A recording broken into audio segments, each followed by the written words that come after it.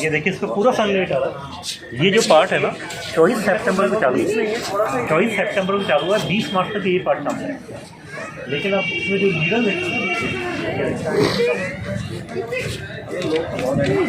जो नीडल है ना, ये देखिए इसका शेडो यहाँ पे आ रहा है नीडल का, देख रहे हैं शेडो, ये आ रहा है नीडल का शेडो। यहाँ पे देखिए 12 बजे, 12:15, 12:30, 12:45, 12:50 और 12:53 हुआ। 12:53 ये जयपुर का लोकल टाइम है, लेकिन अपन को चाहिए Indian standard time. Indian standard time के लिए आपको अभी दूसरा सनडायल दिखाऊंगा, उससे समझ में, क्योंकि ये कैसे देखा था आपने? ये शेडो आ रहा है ना नीडल का।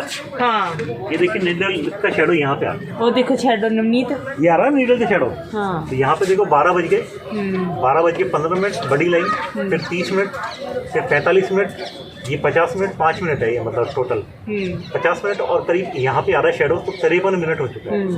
12:53 ये जयपुर का लोकल टाइम है। वो देखो शेडो, जयपुर का लोकल टाइम है। लेकिन IST टाइम कैसे फाइंड आउट करेंगे? पहला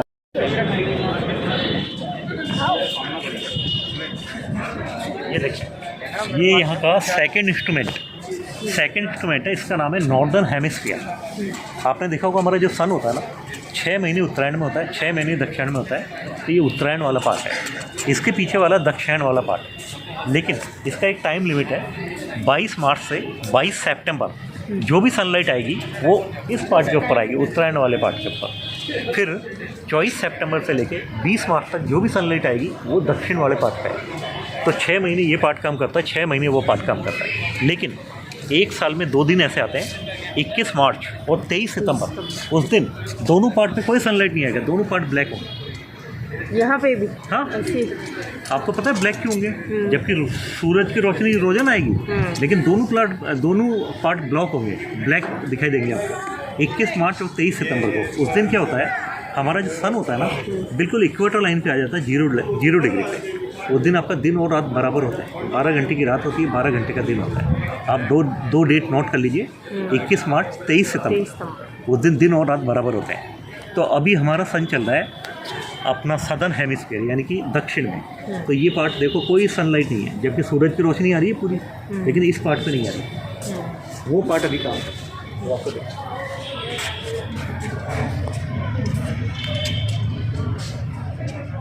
अब ये क्या है, स्मॉल सनडायल सन क्लॉक, यानी कि सबसे छोटी धूप घड़ी। ये आपका 2 पार्ट में बना हुआ है, लेफ्ट साइड में ए पार्ट है, राइट साइड में बी पार्ट है। ये आपका AM डायल है, ये PM डायल है। सुबह 6 बजे से 12 बजे तक का टाइम इस साइड से देखा जाता है, 12 बजे से 6 बजे तक का टाइम इस साइड से देखा जाता है। तो 6 मार्बल स्लैब A साइड में है, 6 मार्बल स्लैब B साइड में। ईच मार्बल स्लैब, यानी कि एक मार्बल स्लैब को हम 1 घंटा मान के चलते हैं।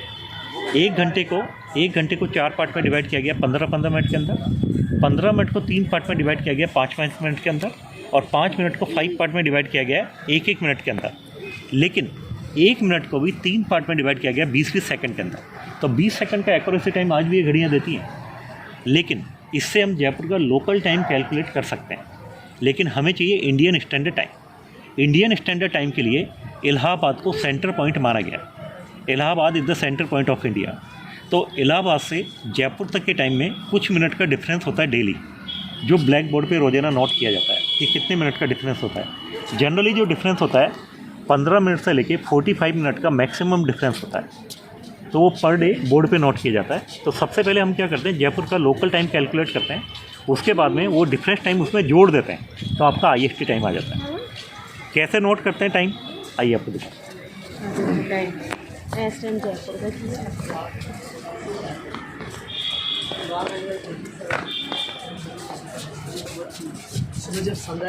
ये देखिए सुबह 6 बजे से 7 बजे तक 1 घंटा हो गया, 7 से 8, 8 से 9, 9 से 10, 10 से 11 और 11 से 12। 12 बजते ही इस वॉल का शेडो उधर चला जाएगा, और 12 बजे से पहले वॉल का शेडो इधर आए। अब आपको एक चीज़ बताता हूँ मैं, ये देखिए, जैसे अब ये देखिए यहाँ पे 9 बजे और यहाँ पे 10 बजे, ये 1 घंटा हो गया। इसको 4 पार्ट में डिवाइड किया है। ये बड़ी लाइन 15 मिनट, ये 15 मिनट, ये 15 मिनट, ये 15 मिनट। और इस 15 मिनट को 3 पार्ट्स में, ये 5, 5, 5। और जो 5 मिनट है इसको 5 पार्ट्स में, 1, 2, 3, 4, 5, 1 मिनट। और 1 मिनट को भी देखिए 3 पार्ट्स में है, 1, 2, 3, यानी कि 20-20 सेकंड है। तो 20 सेकंड का एक्यूरेसी टाइम आज भी घड़ियाँ देती हैं, लेकिन कैसे देती है आइए आपको दिखा। वो तुझसे कैसे घुसे देते कितों निकलो निकलो निकलो। ओ आया,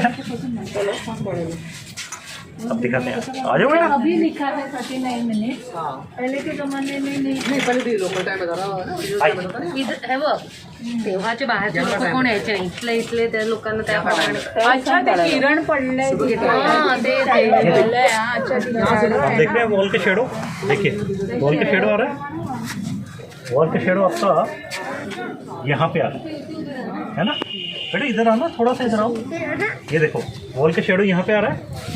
यहाँ पे 12 बजे कॉर्नर पे 12:15 minute, 12:30 minute, 12:45 minute, 12:50 minute, 12:55 minute, 56, 57, 12:57 minute हो चुके हैं।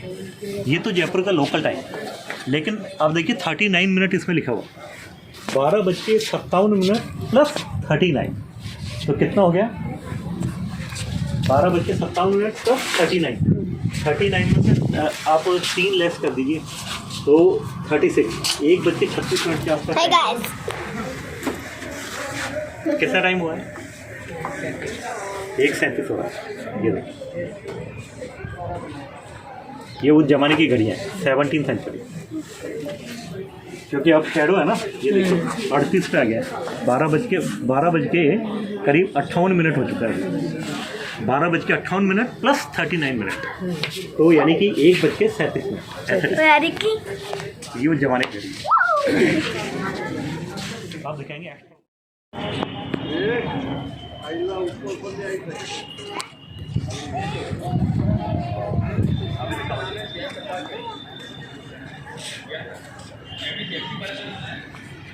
अब ये जो इंस्ट्रूमेंट देख रहे हैं ना, इस इंस्ट्रूमेंट का नाम है जय प्रकाश इंस्ट्रूमेंट।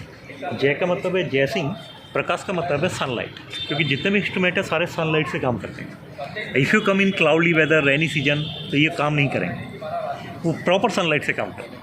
ये 360 डिग्री का हॉरिजेंटल सर्किल है।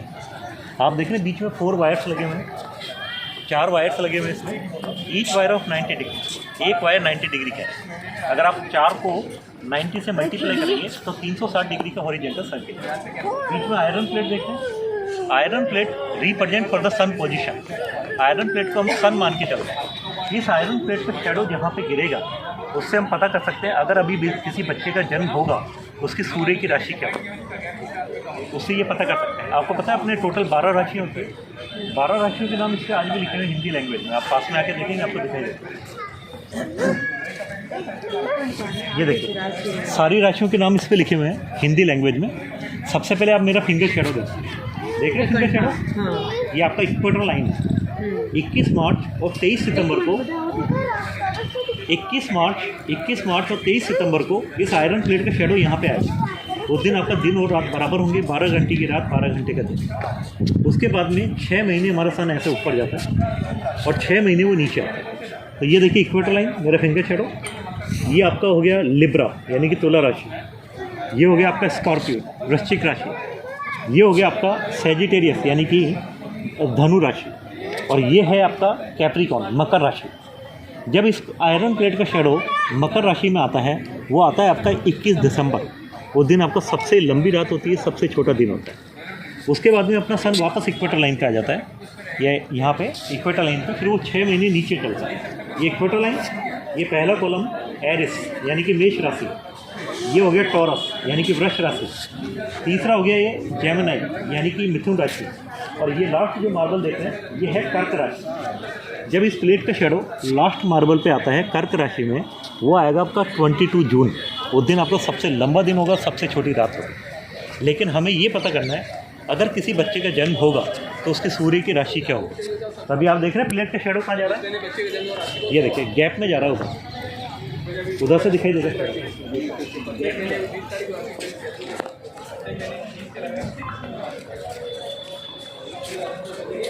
ये देखिए प्लेट शेडो गैप में जा रहा है। तो अभी ये काम नहीं कर रहा है, 1 घंटा ये काम करता है, 1 घंटा वो काम करता है। तो अभी ये स्टॉप पोजीशन है, वो काम कर रहा है। थोड़ी देर के बाद में वो स्टॉप हो जाएगा, फिर ये काम करने लग जाएगा। आइए आपको एग्जाम्पल दिखा। देखिए प्लेट का सेट केवल नहीं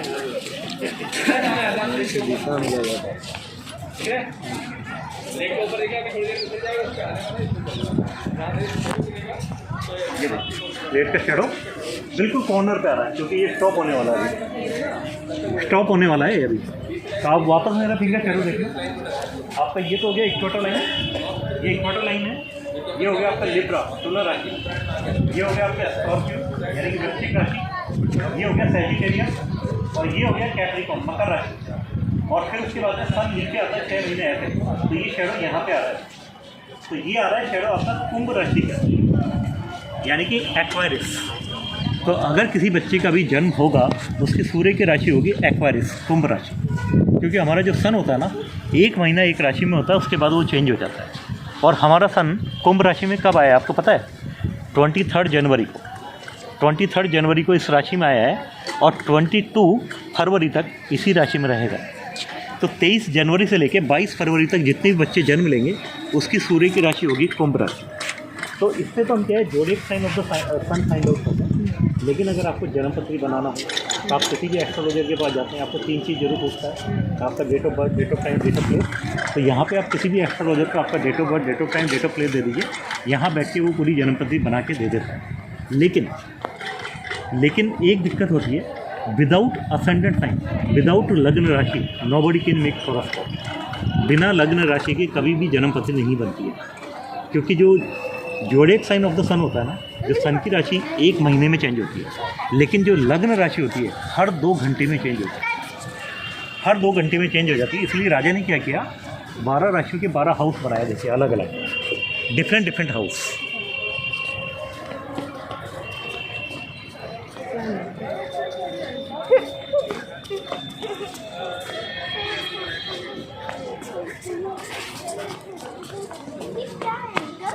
राशियाँ हैं जो जन्मपत्री बनाती हैं, हॉरोस्कोप। तो ये देखिए अलग अलग राशि के डिफरेंट हाउस बना रखे हैं। तो उस ज़माने में जितने भी एस्ट्रोलॉजर्स होते थे राजा के, वो जन्मपत्री बनाने के लिए यहाँ पे आया करते हैं। और जैसे मान लीजिए कैप्रिकॉर्न का हाउस है, कैप्रिकॉर्न यानी कि मकर राशि का हाउस है, तो ये बीच में वॉल है, इसका शेडो जिधर पड़ता था उससे डिग्री कैलकुलेट होती थी, वहाँ डिग्रियाँ लिखी हुई है हर जगह। तो वो डिग्रियाँ कैलकुलेट करते थे कि सन की पोजीशन क्या है, कितना डिग्री नॉर्दर्न साइड में, कितना डिग्री सदर्न साइड में है, और कितने दिन पहले आया और कितने दिन तक रहेगा।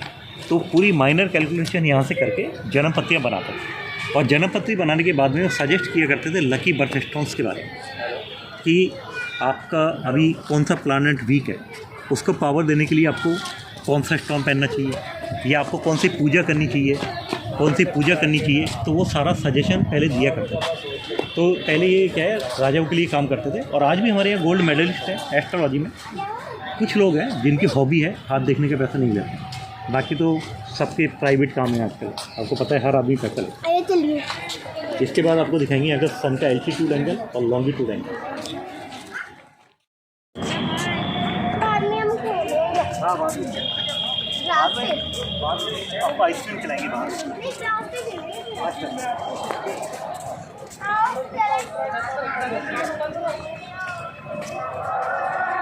पहले ये दिखा दो, ये भी छोटा इसका बहुत इधर आ जाओ।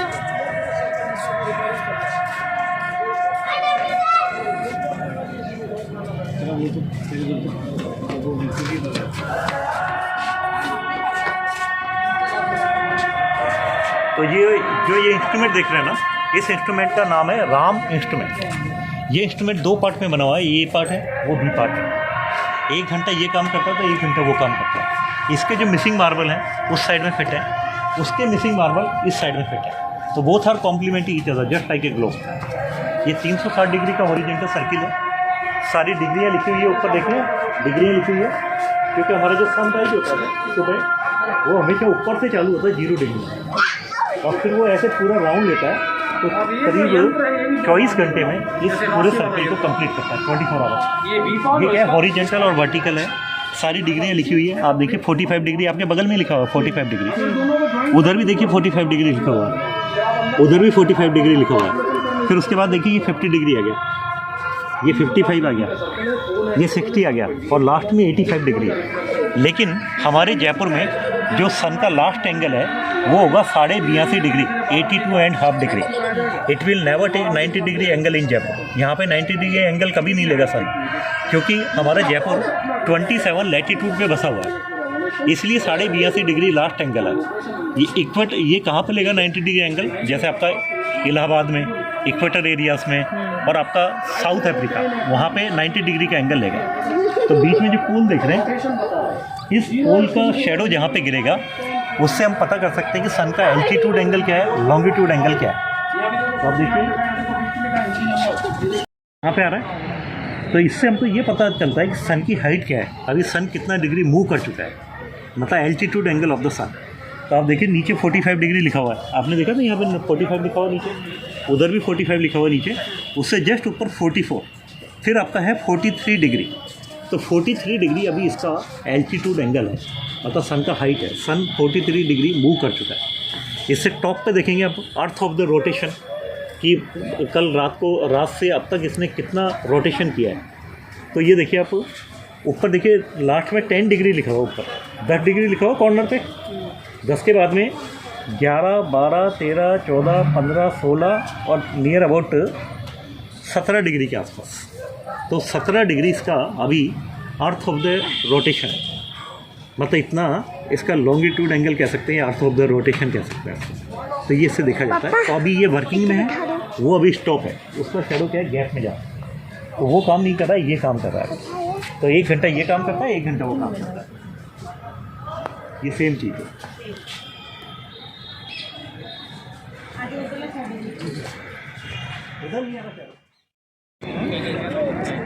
ये अपना राशि देख आज वो देख रहे हैं ना, आज सेम चीज़ है जो आप वो देखे थे जयप्रकाश इंस्ट्रूमेंट, वो 2 पार्ट में बना हुआ था। वो 2 पार्ट में इसलिए बना हुआ था कि नीचे जाके अंडरग्राउंड नीचे जाके कैलकुलेशन की जाती थी पहले, तो उसमें क्या है, नीचे जाने का रास्ता है, सीढ़ियाँ लगी हुई है। जबकि ये क्या है, दोनों पार्ट मिक्स है, यहाँ से आपको माइनर कैलकुलेशन नहीं कर सकते। आप देख लो प्लेट का शेडो आप कहाँ पे आ रहा है, धनु और कुंभ लिख रखा है वहाँ पे। तो अभी कुंभ राशि के ऊपर इसका शेडो आ रहा है। तो अपना सन किस में चल रहा है, कुंभ राशि। तो किसी बच्चे का जन्म होगा तो उसकी सूर्य की राशि होगी कुंभ राशि, क्योंकि 1 महीना हमारा सन एक राशि में होता है, उसके बाद वो चेंज हो जाता है। तो वो सेम चीज़ है, लेकिन ये मिक्स पार्ट है, वो 2 पार्ट में। डिक्लिनेशन एंगल ऑफ द सन, इस इंस्ट्रूमेंट से सन का डिक्लिनेशन एंगल फाइंड आउट किया जाता था। जनरली जो सन का डिक्लिनेशन एंगल होता है वो 23.5 डिग्री नॉर्दर्न साइड में होता है, 23.5 डिग्री सदर्न साइड में होता है। तो पहले क्या किया जाता था, तो ये होल देख रहे हैं, इसके अंदर एक आयरन ट्यूब लगे जाते थे और इसको यहाँ से रोटेट खोल दिया करते थे, तो इसको ऐसे रोटेट होता था। तो रोटेट होता था तो आयरन ट्यूब का शेडो यहाँ पे आता था, ये डिग्रियाँ लिखी हुई है, तो उससे पता लगता था सन का एक्चुअल डिक्लिनेशन एंगल कितना है।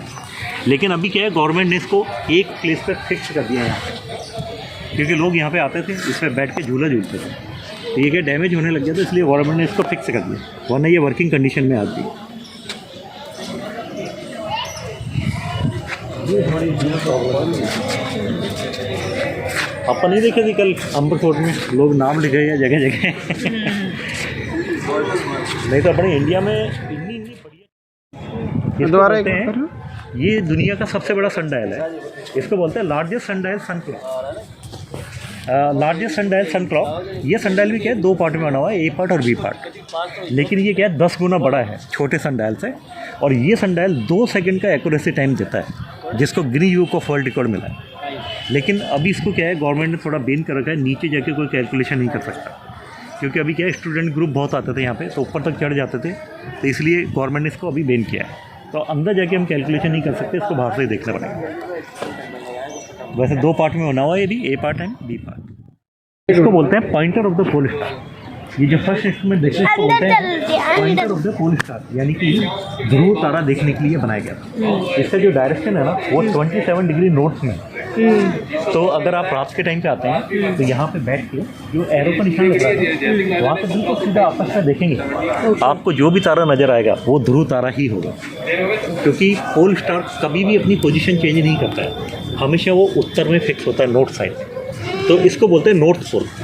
Every day we can see the pole star. Very good.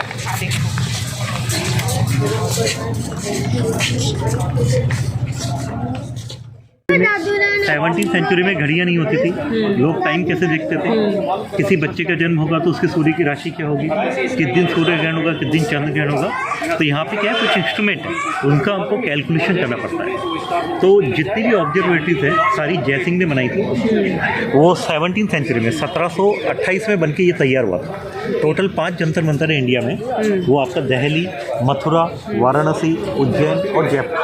लेकिन जयपुर का जंतर मंतर दुनिया का सबसे बड़ा जंतर मंतर है जो 1728 में बन के तैयार हुआ। तो we will take one by one challenge वाला।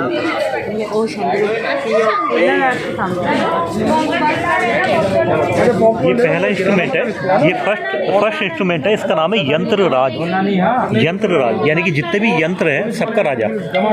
इस इंस्ट्रूमेंट की सहायता से ये लोग आकाश में जो तारे होते हैं ना, स्टार्स, उसकी पोजीशन नोट करते हैं। आपको पता है अपने 9 प्लैनेट होते हैं, 9 ग्रह और 27 नक्षत्र होते हैं प्लैनेट, वो अपने कॉन्स्टिट्यूशन सारे नाम आज भी लिखे हुए देखिए, सारे हिंदी लैंग्वेज में नाम लिखे हुए सारे नक्षत्र और ग्रहों के।